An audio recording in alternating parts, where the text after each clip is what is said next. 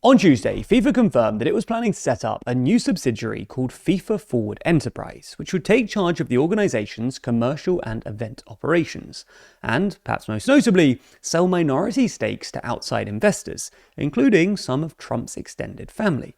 Unsurprisingly, this went down like a lead balloon. UEFA, Europe's football governing body, put out a statement accusing FIFA of crossing a line, insisting that football is not FIFA's to sell. They were quickly followed by UK Prime Minister Andy Burnham, who took to X, essentially accusing FIFA of selling out. So in this video, we're going to explain these new reforms to FIFA, why they're so unpopular, and how UEFA might respond.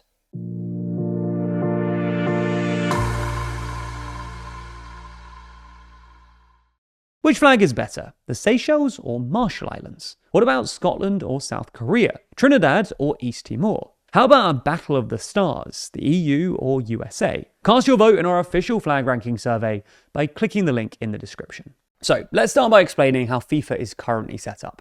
As things stand, FIFA is a non-profit organization registered under Swiss law and headquartered in Zurich. This means that, unlike normal for-profit companies, it doesn't have any shareholders. Rather, it has a membership body comprising of 211 national football associations, which are then divided up into 6 regional confederations.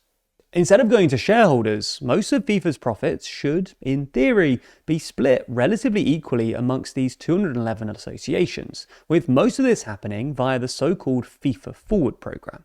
Under the program, each of the 211 member associations can get up to $8 million over a 4-year World Cup cycle, with the smallest revenue associations getting an extra $1.2 million for travel and equipment.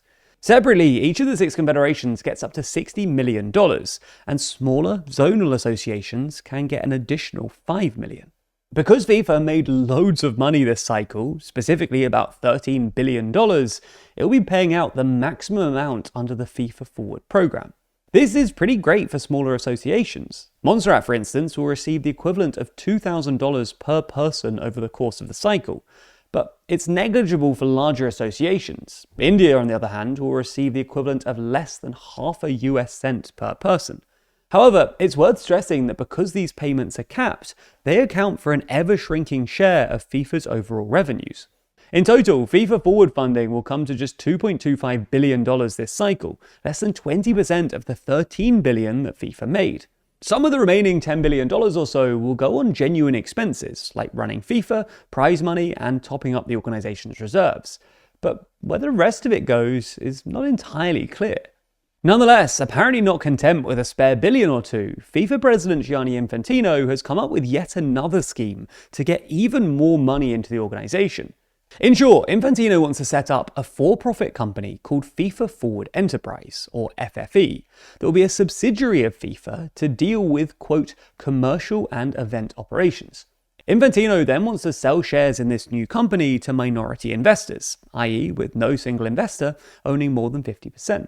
According to the Financial Times, Infantino is currently working with bankers at JP Morgan and Joshua Kushner, whose elder brother Jared is married to Ivanka Trump, on a $4.2 billion sale for 21% of FFE, implying an overall valuation of $20 billion. If this goes ahead, FIFA has said that the money raised will be distributed to the associations via an increase in the FIFA Forward funding from $8 million per association to $20 million. And via the creation of a new program creatively called the FIFA Fast Forward program, which will basically entitle associations to a one-off payment of $20 million each. FIFA has insisted that outside investors in FFE will get no say in how FIFA is actually run, and that it would first have to be approved by a majority vote amongst all 211 national organizations. The Guardian has also reported that investors would not receive dividends, though they would be able to sell their stakes. Unsurprisingly, this has provoked a fair bit of pushback. For starters, it smacks of corruption. After all, if investors don't get any dividends or any formal say in FIFA's operation, why else would they invest, apart from in the hope of exerting some sort of underhand influence or siphoning off some cash somewhere along the lines? The corruption vibes aren't helped by the fact that Infantino has enlisted another member of Trump's extended family, having already developed some suspiciously cushy relations with the administration. This is, after all, the same guy who gave Trump the FIFA Peace Prize and presumably played some role in overturning the Falara Balogun red card at the request of the White House. Furthermore, the FFE opens the door to Infantino, who's already expected to win a fourth term next year, sticking around even longer than he's expected to, with the Times reporting that he's planning on becoming the FFE's CEO once he leaves the top job at FIFA. More generally though, lots of people just don't like the idea of private money getting involved in football, or rather, even more involved than it already is. There's some anxiety that, even if they're nominally not getting dividends or any operational say, profit-seeking corporations will try and squeeze as much money out of FIFA and the World Cup, whether that's via more games, more frequent tournaments, or more lucrative locations, than the associations themselves would naturally agree to. Nonetheless, controversial as the idea might be, the FFE will probably still happen. This is essentially because lots of associations in FIFA are really quite small and rely heavily on FIFA funding, especially via FIFA Forward. This is in part because many of them are sub-national. There are, after all, more associations than UN member states.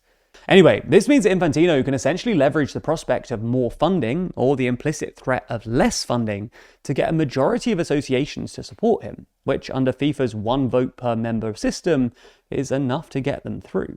And this is why UEFA, which includes 55 national associations, is apparently considering a boycott on FIFA events, including the World Cup. While they only account for a quarter of FIFA's associations, and thus can be outvoted, UEFA includes most of the top teams in the world, and they know that any FIFA event, especially the World Cup, will be far less valuable without them. Boycotts have worked in the past. This is how, in 2021, UEFA were able to force Infantino to abandon his plan to stage the World Cup every 2 years.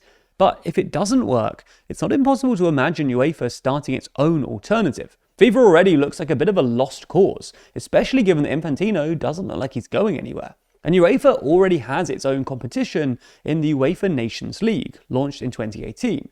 Expanding this into a direct competitor to the World Cup would be an enormous undertaking.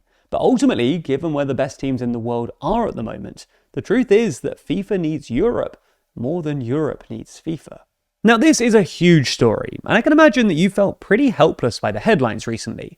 And trust us, so have we. And that's not just because we want a comforting story, it's because we need evidence that doing something still matters. You may feel that individual actions are meaningless, but what if we told you that as a community, you can still make a difference? Well, that's why we joined Planet Wild.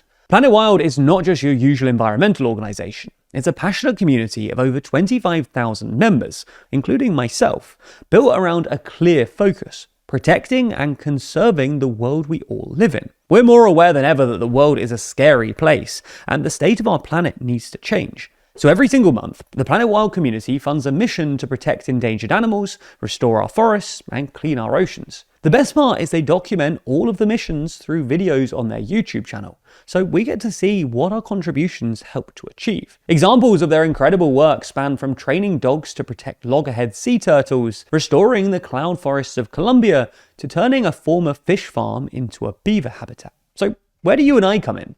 Well, by becoming a member, we're directly funding a brand new nature mission from the comfort of our own home. With Planet Wild, you can make an impact without being on the ground yourself. Big or small, your difference matters, and you can contribute as little as $6 a month to help protect nature and give back to the planet that we all share. It's no secret that we're huge fans of Planet Wild, so much so that the first 100 people to sign up with the code NEWSGLOBAL7 will get their first month paid for directly by us. All you have to do is scan the QR code on screen or click the link in the description to get started. You can cancel your membership at any time, so there's absolutely no catch with Planet Wild.